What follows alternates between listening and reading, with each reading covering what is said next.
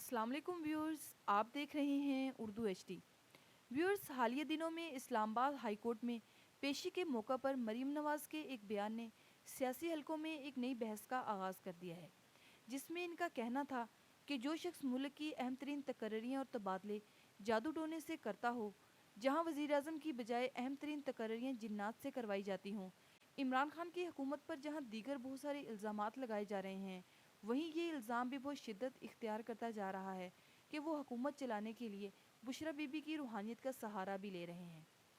Viewers, مگر یاد رہے کہ یہ سہارا پاکستان کے سیاستدانوں کے لیے کوئی نئی بات نہیں ہے۔ عمران خان سے قبل بھی تمام سیاستدان کسی نہ کسی طرح مختلف روحانی شخصیت کی دعاؤں سے فیض حاصل کرتے رہے ہیں اور ان کے مشوروں سے مستفید ہوتے رہے ہیں، جن کے بارے میں آج ہم آپ کے ساتھ ڈسکس کریں گے۔ ہمارے ساتھ رہیے گا۔ ذوالفقار علی بھٹو اور جمن فقیر۔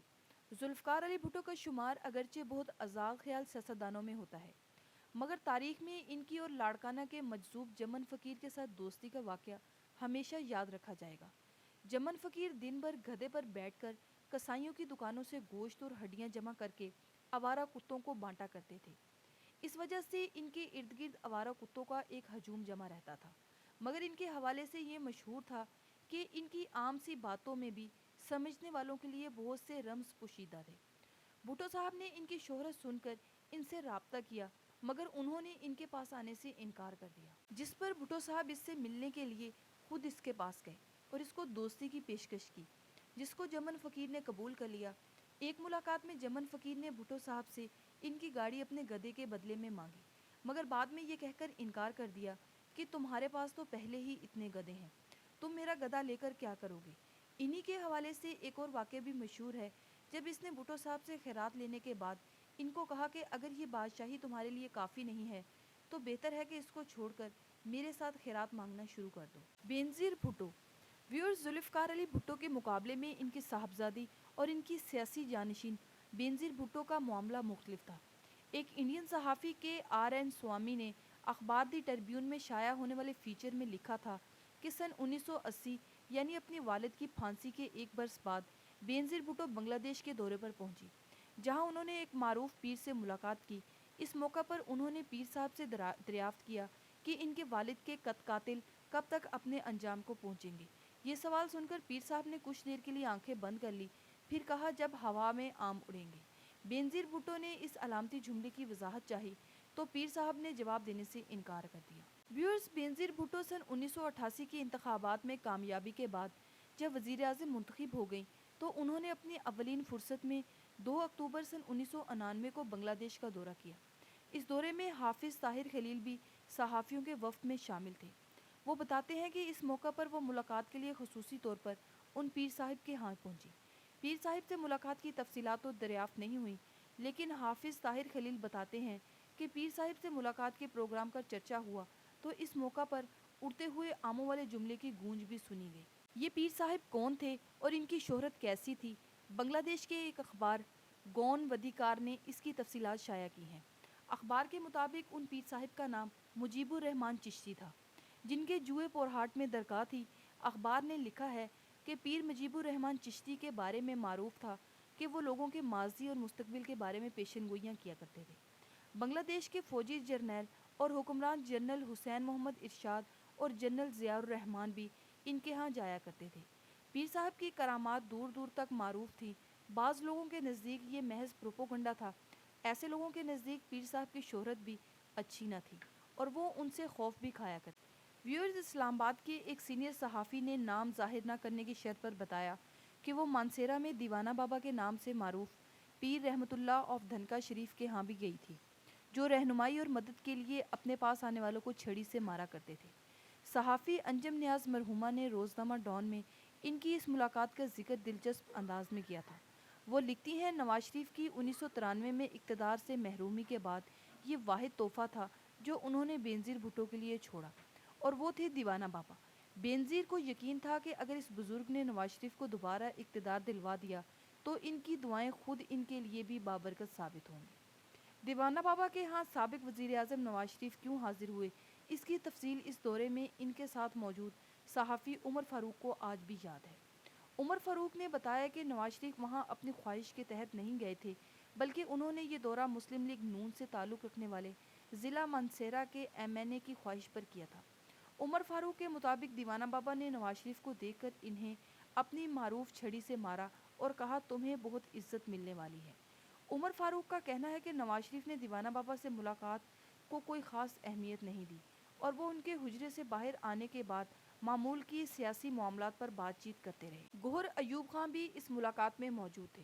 دیوانہ بابا نے انہیں مخاطب کرتے ہوئے کہا تم گوہر ایوب ہو نا، میں اس وقت کراچی میں تانگا چلایا کرتا تھا جب تم نے وہاں فائرنگ کی تھی۔ انجم نیاز کے مطابق سابق وزیر اعظم غلام مصطفیٰ جتوئی بھی دیوانہ بابا سے متاثر تھے اور وہ ان سے ملنے کے لیے ان کی درگاہ پر گئے تھے۔ انجم نیاز نے لکھا کہ نواز شریف بعد میں جب اقتدار میں آئے تو انہوں نے دیوانہ بابا کے گاؤں میں بجلی لگوائی، جبکہ بینظیر بھٹو نے سڑک بنوا کر اس دشوارگزار پہاڑی علاقے میں واقع ان کے گاؤں کو بیرونی دنیا سے جوڑ دیا۔ روحانی شخصیات سے استفادے کے سلسلے میں سابق وزیر اعظم بینظیر بھٹو کے شوہر اور سابق صدر مملکت آصف علی زرداری کے واقعات کی تفصیل بھی کافی دلچسپ ہے۔ وہ ایوان صدر پہنچے تو پیر محمد اعجاز کے نام سے ایک صاحب بھی ان کے ہمراہ ایوان صدر پہنچے۔ آصف علی زرداری کے ایک قریبی دوست نے نام ظاہر نہ کرنے کی شرط پر بتایا کہ ایوان صدر کے معاملات میں پیر اعجاز بہت دخیل تھے۔ ہر صبح صدقے کے بکروں کی فراہمی کا کام بھی انہی کے ذمے تھا۔ وہ بکرے لاتے تو صدر زرداری ان پر ہاتھ پھیرتے، اس کے بعد بکروں کی قربانی دی جاتی۔ صدر زرداری کی آمد سے قبل پیر اعجاز ملاقات کے کمرے میں پہنچ جاتے اور وہاں جھاڑ پونچھ کیا کرتے۔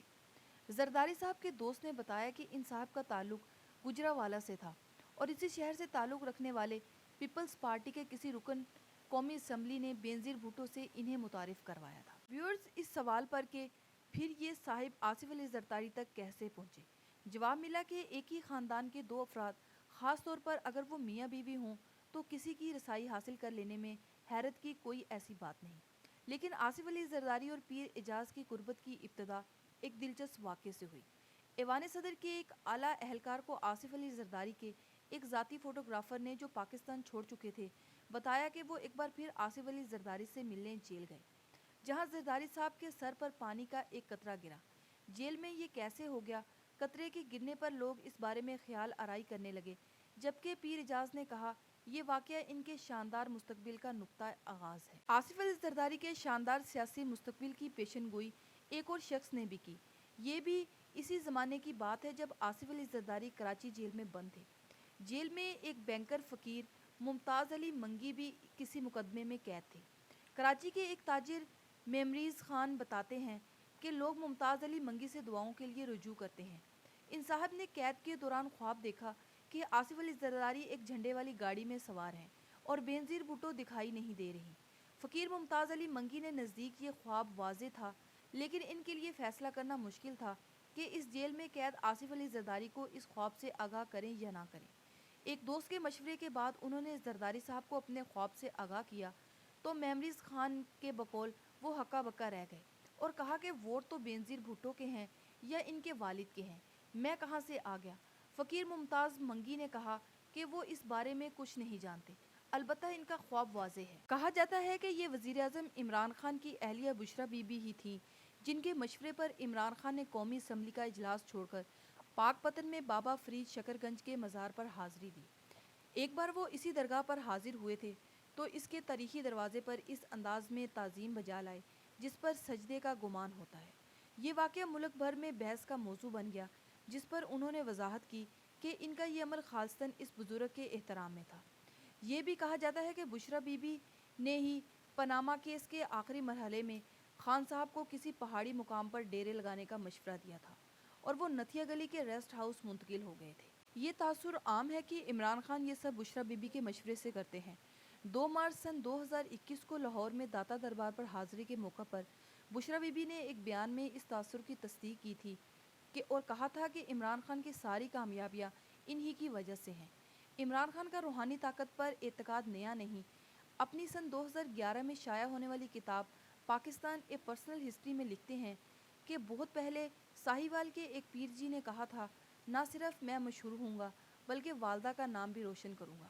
ایک جگہ لکھتے ہیں کہ جب میں نے کرکٹ سے پہلی بار ریٹائرمنٹ کا اعلان کیا تو لاہور کے نزدیک ایک سرحدی گاؤں میں رہنے والے ایک بزرگ بابا جلا نے کہا، تو ابھی نہیں گیا تو انشاءاللہ ابھی گیم میں ہے۔ کتاب میں ایک اور بزرگ میاں بشیر صاحب کا بھی ذکر کیا، اگر وہ نہ ہوتے تو شاید میں لیمب بوتھم ہرجانہ کیس میں کنگال ہو چکا ہوں۔ ویورز، بنی گالہ میں چترالی ٹوپی والے ایک بزرگ کی بھی بڑی شہرت رہی ہے۔ عمران خان کی ایک قریبی ساتھی نے نام ظاہر نہ کرنے کی شرط پر بتایا کہ یہ پراسرار شخص بنی گالہ میں اکثر دیکھے جاتے اور سیاسی معاملات، خاص طور پر عمران خان کے مخالفین کی شخصیت کا تجزیہ کرتے اور بتایا کرتے کہ ان لوگوں سے کن طریقوں سے نپٹا جا سکتا ہے۔